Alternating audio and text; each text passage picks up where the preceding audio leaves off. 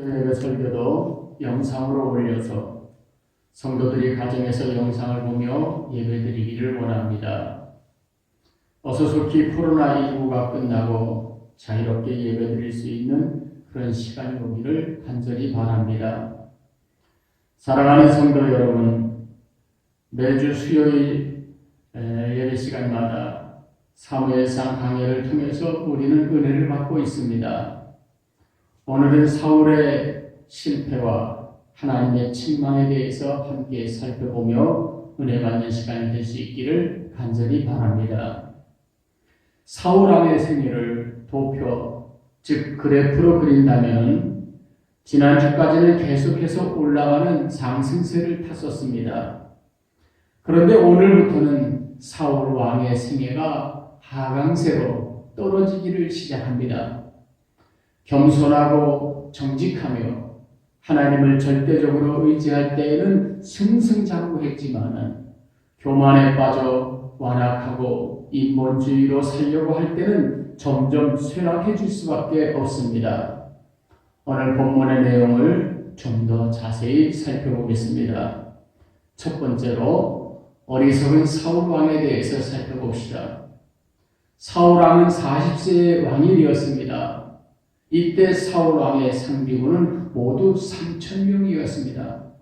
그중 2,000명은 자기의 통솔 아래 믹마스와 베델산에 있게 하고 나머지 1,000명은 그의 아들 요나단과 함께 베냐민 기브아에 있게 했습니다. 사울이 이스라엘의 왕으로서 첫 사업으로 실시한 상비군 모집에는 사람들이 남아돌 정도였습니다.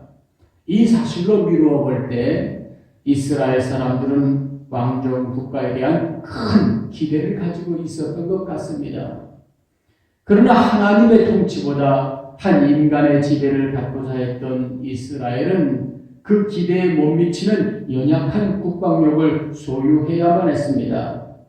이스라엘 백성들이 자기들의 눈으로 볼 때에는 강한 군대 같아도 이웃 나라들과 비교할 때 너무나도 연약하기 그지없는 그런 군대인 것입니다. 두 번째로 블레셋의 침략에 대해서 살펴봅니다.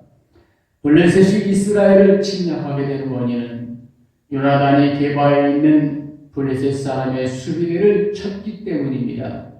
또한 이스라엘이 블레셋에게 가증스럽게 여김바 되었기 때문입니다. 블레셋은 이스라엘이 왕을 세우고 암몬 사람을 격파했으며 강력한 군사력을 유지하려는 그런 정책을 채택한 것에 대해서 상당히 불쾌하게 여겼습니다.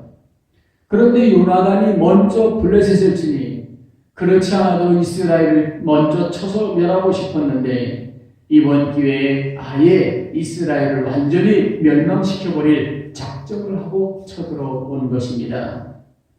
블레셋의 군대는 병거가 3만이며 마병이 6천이었고 병사들은 해변의 모래같이 엄청나게 많았습니다.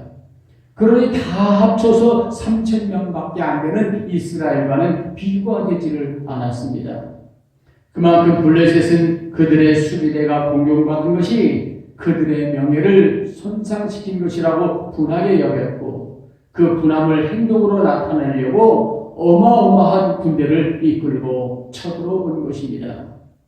이렇게 막강한 블레셋의 침략을 받은 이스라엘은 사기가 땅에 떨어져서 굴과 수풀과 바위 틈과 은밀한 곳과 웅덩이에 숨었으며 어떤 자들은 요단을 건너 갓과 길르앗 땅으로 도망쳤습니다. 이스라엘은 모두 큰 두려움과 낙심에 빠지게 된 것입니다.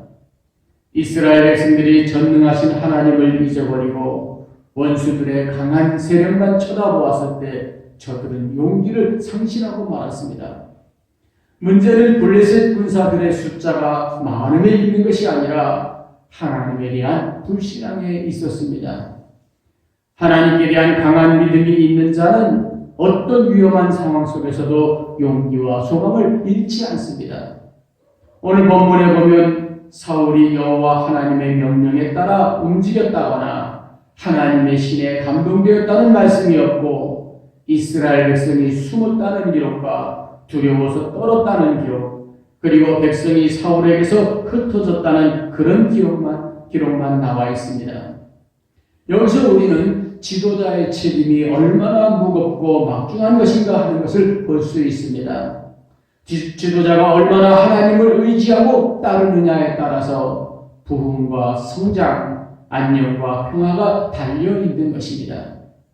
백성들은 지도자의 영향만큼 따르게 되어 있습니다. 지도자는 전적으로 주님을 바라보며 따르는 그런 철저한 믿음으로 무장해야만 할 것입니다. 걸프전, 즉 미국과 이라크의 전쟁을 미국이 승리로 이끌게 된 것은 우연이 아닙니다. 거기에는 성공 요인이 있었습니다. 바로 월남전 때의 영웅 슈워츠코프 장군 때문입니다. 슈워츠코프 장군은 월남전 때 너무나도 감동적인 일화를 남겼습니다. 부하가 지뢰밭에서 지뢰를 밟아 피투성이가 된 채 쓰러져 있었습니다. 어느 누구도 지뢰밭에 들어가 부상당한 병사를 이끌어내려 하지 않았습니다. 그때 장군이 직접 들어가 병사를 업고 나왔습니다. 그때부터 장군은 신화적인 인물이 되었습니다. 걸프전은 바로 그 장군이 이끌었기 때문에 승리할 수 있었다는 것입니다. 모든 병사가 장군을 믿고 전쟁을 수행했다는 것입니다. 지도자에게는 지도자다운 면모가 있어야 합니다. 사랑하는 성도 여러분, 오늘날은 믿고 따를 수 있는 지도자가 필요한 시대입니다. 이런 지도자가 있으면 그 사회는 흔들리지 않습니다. 우리나라에 이런 지도자가 나타나도록 기도하는 성도들이 될 수 있기를 주님의 이름으로 축복합니다. 세 번째로 사울의 범죄에 대해서 살펴봅니다. 블레셋의 침공으로 인해 길갈에 있던 사울은 너무나도 급한 나머지 사무엘의 당부대로 7일 동안을 기다렸으나 사무엘이 도착하지 않자 끝까지 기다리지 못하고 번제와 화목제를 사울 자신이 하나님께 직접 드렸습니다. 그는 제사장만이 드릴 수 있는 제사를 자신이 직접 드렸습니다. 이것은 하나님께서 명령하신 규례를 완전히 무시하는 처사입니다. 사울은 순종 대신에 상황윤리에 호소했고 나중에 그의 행위를 변명했지만 아무런 타당성이 없는 핑계에 불과했습니다. 순종이 제사보다 낫다는 말씀을 그는 미처 깨닫지 못했던 것입니다.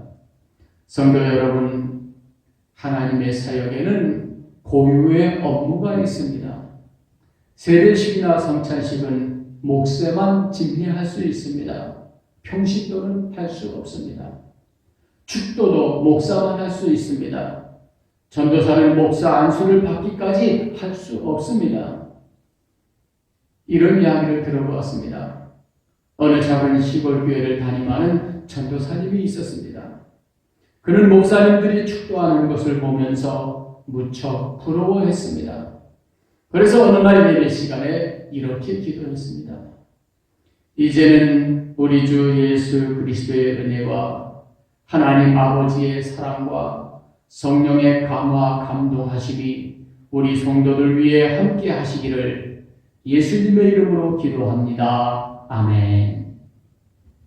기도의 맨 마지막에 축원하옵나이다 라는 말 대신에 예수님의 이름으로 기도합니다 라고만 했을 뿐이지 완전한 축도와 같은 내용이 아닙니까? 이것이 과연 기도입니까? 축도입니까? 너무나도 헷갈립니다. 사울은 제사장 고유의 고난을 월권한 자기의 죄를 자백하고 진심으로 하나님 앞에 뉘우치고 회개했어야만 합니다. 그러나 그는 죄를 자백한 대신에 자신의 행위를 정당화시키려고 했습니다. 교만하고 악한 자들은 그 상황에서 어쩔 수 없었다는 자기 변호를 통해 잘못된 행위를 합리화하거나 정당화하려고 합니다. 성도 여러분, 세상 사람들에게는 이러한 상황윤리와 자기 변명이 통할지 모르지만 하나님 앞에서는 그런 것이 통하지를 않습니다. 하나님은 외적으로 나타난 상황만 보시는 분이 아니라 우리 마음 중심을 보시는 그런 분이시기 때문입니다. 사무엘 선지자는 사울에게 하나님의 명령을 지키지 않고 그릇된 판단으로 행동했다고 책망했습니다. 사울이 드린 제사는 하나님의 은혜에 감사하는 것이기보다는 백성들의 환심을 사려고 하는 것이었습니다. 인본주의 지도자의 전형적인 모습인 것입니다. 성도들이 살면서 주의해야 할 점이 바로 이런 점입니다. 하나님을 기쁘시게 할 것인가? 아니면 사람을 기쁘게 할 것인가? 갈라디아서 1장 10절에 보니 이제 내가 사람들에게 좋게 하랴 하나님께 좋게 하랴 사람들에게 기쁨을 구하랴 내가 지금까지 사람들의 기쁨을 구하였다면 그리스도의 종이 아니니라. 사도 바울은 이렇게 고백했습니다. 사울의 범죄 결과 사무엘 선지자는 왕의 나라가 길지 못할 것이며 여호와께서 그 마음에 맞는 사람을 구하여 사울을 대신하여 이스라엘의 지도자를 삼을 것이다 라고 말했습니다. 이 말은 이미 하나님께 버림을 당했다는 무서운 말씀입니다. 만약 사울이 철저하게 회개하고 하나님의 신실한 종이 되었더라면 그는 용서받았을 것입니다. 그러나 끝내 변명으로 자기의 잘못을 정당화시키는데 급급했지 진심으로 뉘우치고 회개하지 않았습니다. 그렇다면 성도 여러분, 하나님의 마음에 맞는 사람은 과연 누구를 가리키는 것입니까? 사울의 자손을 말하는 것이 아니라 이새의 아들 다윗을 가리킵니다. 사도행전 13장 22절에 보니 다윗을 왕으로 세우시고 증언하여 이르시되 내가 이새의 아들 다윗을 만나니 내 마음에 맞는 사람이라 내 뜻을 다 이루리라 말씀했습니다. 사랑하는 성도 여러분, 오늘 우리의 삶도 다윗과 같이 하나님 마음에 맞는 그런 생활을 해야겠습니다. 우리가 은혜와 축복을 받는 비결도 결국 얼마나 하나님의 뜻에 합당한 생활을 하느냐, 얼마나 하나님 제일주의로 사느냐 여기에 달려있는 줄로 분명히 믿습니다. 네 번째로 이스라엘의 패잔병을 살펴봅니다. 블레셋 군대의 침입 후 사울에게 남은 자는 600명 정도였습니다. 처음 모집한 3,000명 중에 80%는 숨거나 달아나 버리고 남은 자가 20%인 600명밖에 안 남았습니다. 군사의 숫자가 이와 같이 확 줄어든 것은 하나님께서 회개하지 않는 사울을 버린 사실을 입증합니다. 이와 같이 죄로 말미암아 하나님의 영광이 떠난 자의 삶은 쇠약해지고 비참해질 수밖에 없습니다. 죄는 우리의 삶을 파산시키는 가장 무서운 적입니다. 그래서 로마서 6장 23절에 보면 죄의 삭은 사망이요 하나님의 은사는 그리스도 예수 우리 주 안에 있는 영생이니라 말씀하고 있는 것입니다. 모노뉴클레오시스라는 병이 있습니다. 피의 단핵을 가지고 있는 세포들이 많아지는 전염병입니다. 이 병에 걸린 사람과 건강한 사람이 입맞춤을 하면 환자가 건강해지는 것이 아니라 건강한 사람이 그 병에 걸리게 됩니다. 모든 병이 다 마찬가지입니다. 건강한 사람이 감기에 걸린 사람과 같이 있으면 건강한 사람으로 인해서 감기에 걸린 사람이 건강해지는 것이 아니라 반대로 건강한 사람이 감기에 걸립니다.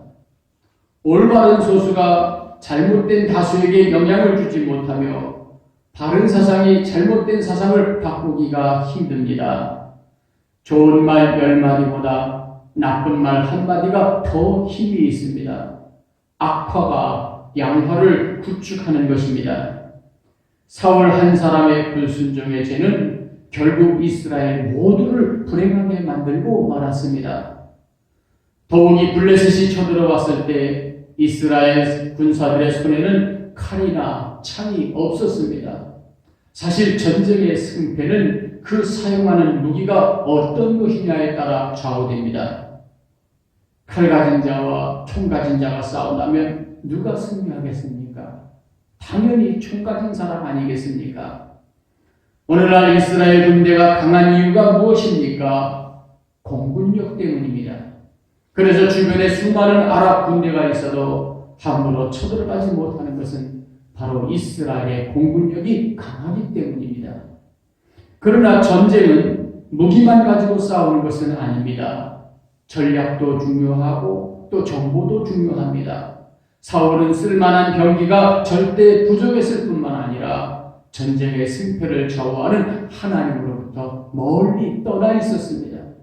사랑하는 성도 여러분, 오늘 우리들의 영적 싸움도 무기의 유구보다도 하나님이 함께 하시느냐, 함께 하지 않느냐, 여기에 승패가 달려 있는 줄로 믿습니다. 간절히 바라기는 늘 하나님과 동행해서 승리하는 삶이 될 수 있기를 주님의 이름으로 축복합니다.